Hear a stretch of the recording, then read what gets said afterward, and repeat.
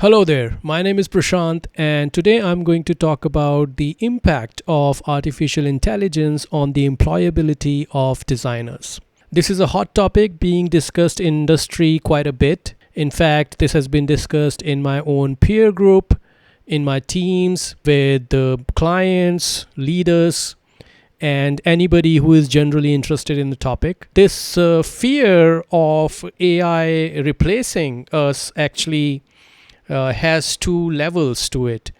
There is one level where a group of people feel that AI is going to take over the humanity altogether. That's a much bigger fear, that so much advancement in technology, particularly in the field of generative AI, which seems to be making a lot of impact within the larger topic of AI. Is it going to be too much? And are machines going to take over? Are they going to become capable enough to control themselves and therefore bring us to our knees? So that's a very large sort of a fear at a philosophical level. So that's that. And then there is a more practical level of fear where people feel that it's gonna replace our jobs. This fear is becoming more and more tangible among designers as well. And therefore, in this video, I'm going to cover that why I particularly feel that it's irrational fear to think that AI is going to take over at any level, at the level of humanity or at the level of our jobs. Talking about the first part first, because I think it's easier to dismiss. The reason why AI is not going to take over humanity is because at the end of the day, it is a machine. And it is capable of doing only what it is programmed to do or what it has been designed to do, and nothing more and nothing less. And as much as some of these generative AI results are impressive, they are well within the design of the system. That's how humans have designed it, and therefore AI is producing what it is producing. And nothing is going out of control. These are very big organizations. Now we are even seeing some initiatives being taken to create governing bodies who are going to govern the use of these technologies and everything. So I think that is a bit of an irrational fear. That's first reason, that it's, after all, it's a machine. Second reason is that it's a very simple technology at the end of the day. It's not a technology that we should be intimidated with. If you see this lecture by Professor Michael Wooldridge, I will include the link in the description of this video. He explains the whole AI history and technology, particularly generative AI, in just the optimum amount of details. And his main message in that lecture is that at the end of the day, the technology itself is not very state of the art or advanced. In fact, this technology has been with us for a very long time now. And it's a technology based on predictive text. And predictive text, as we all know, we've been using in our phones since at least 2006, 2007. And generative AI has blown up on the scene only 4 or 5 years ago. And the difference between that point in time, around 2006 and 7, when predictive text as a technology came about, and to the time when generative AI exploded on the scene, the difference is not so much the quantum leap in the core technology itself. The technology has improved only incrementally, but it is the fact that we have this huge amount of data to feed into this model to train it that is the differentiator. And therefore, the same engine and same technology can be utilized in a much more impactful way when it comes to generative AI. And it is giving us the results that it is giving us. So it's a very simple technology. That's the second point. The third point is that with all its advancements in all the fields of AI as a bigger topic, because AI is an umbrella term, there are lots of sub domains in it. Generative AI is just one part of it. If you consider and in fact, some parts of AI in terms of complexity of technology are actually many times advanced than generative AI. But even in those areas, the technology is by no means at a place where it can replace capabilities of the human mind. The way a human mind can do abstract thinking, reasoning. In fact, I read a very good article as part of the HBR's 10 articles on AI. And one of the articles argued that human mind can at one point be thinking about, let's say, a fridge in my living room. And then I could be thinking about a ship in the outer space.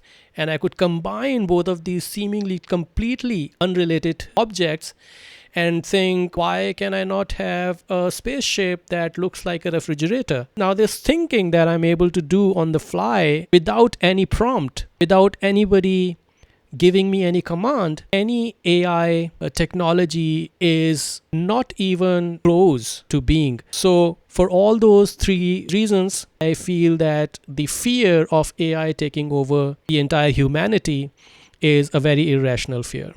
Now, coming to the second piece, which is probably a more rational fear, which needs to be understood as to how we can respond to it in the best way possible. Now, first of all, I was a little guilty of not reading about AI for a little while. I mean, I think I arrived at the awakening that I need to read about AI a little late. Maybe I lost 6-7 months there.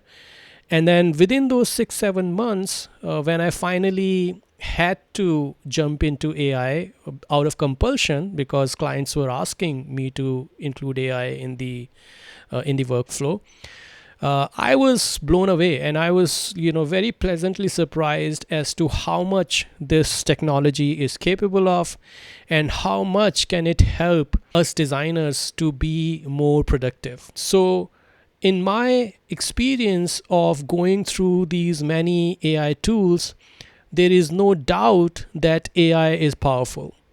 And there is no doubt in my mind that AI is going to become more and more influential when it comes to doing work. And more organizations are going to officially adopt AI technology in their workflows. There are a lot of organizations who are already doing it. And like I mentioned, in the world of freelance contractors like myself, independent contractor, clients are already asking us to include AI in our workflow because the focus is to have a concept rolled out, have an MVP up and running, get into production as soon as possible. And therefore, we are always looking for ways to achieve a large amount of work in a short period of time. It's inevitable that it makes its way into the mainstream sooner or later. So there is no way around it. So now, when we know for the fact that AI is going to come into our domain, and we also know that AI is going to be very capable in terms of the speed and the quality of work it can produce, especially for the work which is fundamentally not creative, which is more about reproduction and creating stuff on existing guidelines and creating stuff which is, predictable. In those kind of things, AI is going to excel and it's going to do a great job. If I consider the entire process of design, there are some places where AI is not quite there, especially on the final execution side, even though that comes out to be the most impressive part for many of the people. But I don't think it's there yet. I don't think it is there yet at a level where we can start using it in the real world to solve real problems and, start building real products. But then there are other parts where AI applications are already so advanced that they can help us tremendously in getting the work done, especially in the initial phase of the projects when you have to do the documentation, you have to sort through the research, you have to create a lot of artifacts to create a nice base for your project. I think their AI has a tremendous potential already. And even though it's not there in the other areas of product design, but I think eventually it's gonna be there. I think it's a very safe assumption to have that it's gonna be there. So now when we know that AI is gonna be influential and AI is gonna be so powerful, the question that we need to ask to ourselves is that how are we going to respond to this situation? And in my mind, there are two ways in which you can respond to this situation. Let's put some numbers around it to have this discussion more perceptible and easy to wrap our heads around. I'm going to put some random numbers on the table, and it doesn't really make sense, but I'm just trying to make a point here. So let's say AI is 10 times faster in doing my job. So in theory, whatever I was doing in 10 hours a day earlier, now I should be able to do it in 1/10 the time, right? Because AI is 10 times faster. So whatever I could do in 10 hours, now I can do in 1 hour. Okay, that's one perspective.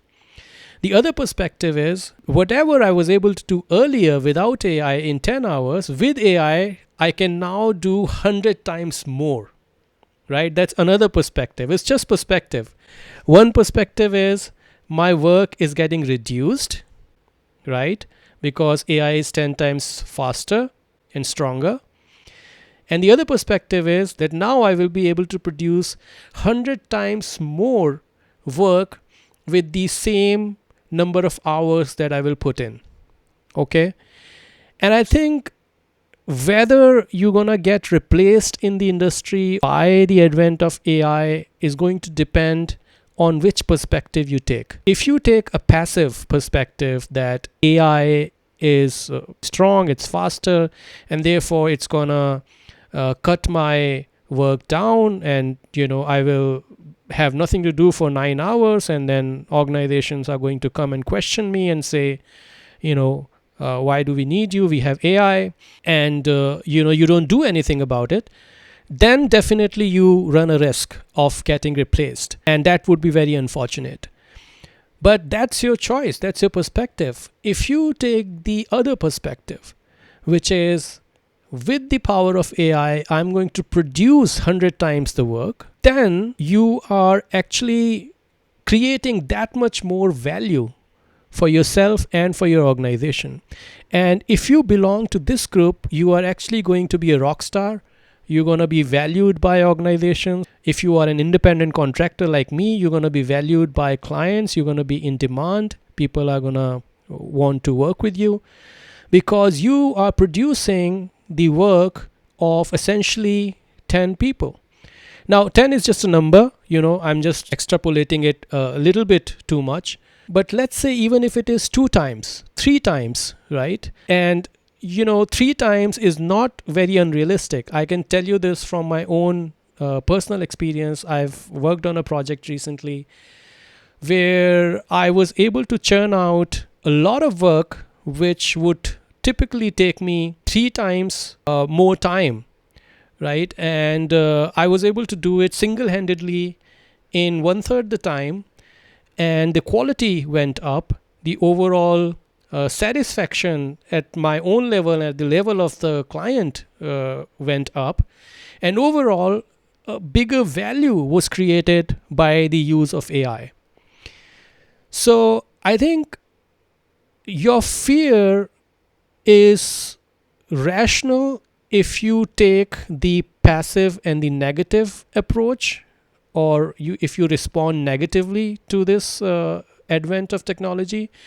But if you respond positively and you take this as a very powerful tool for you to grow your productivity, increase your value, increase the value for your organization, for your clients, for your projects, then I think there is nothing to fear. In that case, I think AI is a blessing, and people who take this constructive, positive approach towards the adoption of AI and upskill themselves and focus on increasing their productivity by these tools are going to thrive. And altogether, all of us are going to take humanity at its next level of existence, because now suddenly all of us are 3 or 4 times more productive. So that's the way how I look at it. I think there is nothing to fear. I do not think that AI is going to create difficulties for us. And I think sooner you start responding to it in a more positive mindset, better it would be for yourself, for your organization, and for your projects. So that's it. That was my analysis about the fear of AI taking over our jobs as designers. I hope you liked it. As always, one of the main reasons of making videos like this is to start a debate or a discussion. And if you have any comments, feedback, then please feel free to write back. I'll be very happy to take this discussion forward with you. Thanks for tuning in. Thanks for watching the video. And I'm going to be back with another video on another topic on another day. Till then, goodbye.